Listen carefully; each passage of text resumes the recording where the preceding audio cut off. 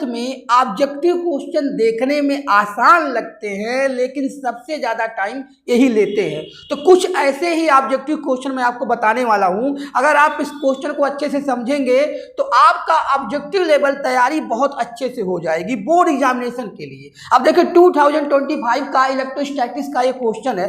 यहाँ पे बोल रहा है कूलॉम्स फोर्स जो F होता है और जो सेपरेशन होती है R, तो F और 1/r² के बीच में ग्राफ दिया हुआ है। एक है Q1 Q2 और Q2 Q3।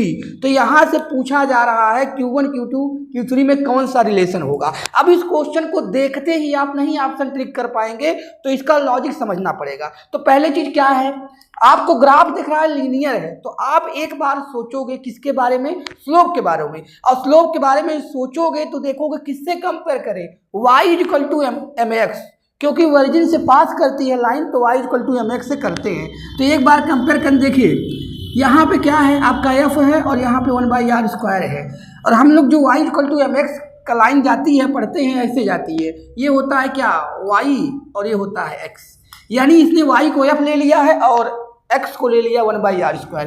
तो y = mx से कंपेयर कराएंगे। तो अब कूलॉम्स फोर्स का फार्मूला लिखेंगे। अगर हम Q1 Q2 के बीच का लिखते हैं तो F = क्या होता है, आप लोगों ने कूलॉम्स लॉ पढ़ा होगा।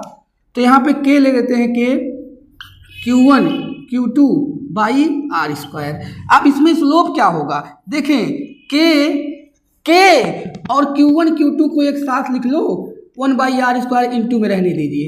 अब ये क्या हो गया स्लोप, क्योंकि x किसके तरह आपको लेना है 1/r², क्योंकि 1/r² पूरा ये एक्सिस है x वाली, ठीक। तो स्लोप क्या हो जाएगा दिस, k तो कांस्टेंट है यानी प्रोडक्ट ऑफ चार्ज हो जाएगा।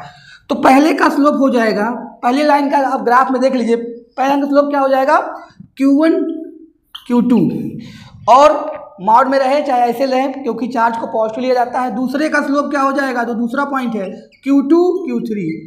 तो इसमें कौन ज़्यादा है स्लोप, किसका स्लोप ज़्यादा है, आप देख रहे हैं M1 ज़्यादा है। तो M1 ज़्यादा है तो M1 > M2 कर देंगे। तो यहाँ से Q1 Q2 और ये हो जाएगा > Q2 Q3। तो Q2 Q2 कट जाएगा, आ जाएगा Q1 > Q3। और देखिए Q2 के बारे में बोला है कि Q2 पॉजिटिव है और लिस्ट है, तो सबसे छोटा कौन हो जाएगा Q2। तो इस तरह से आप ऑप्शन देख सकते हैं कौन सा सही है, और आपको ऑप्शन को कमेंट में बताना है कि कौन सा ऑप्शन करेक्ट है।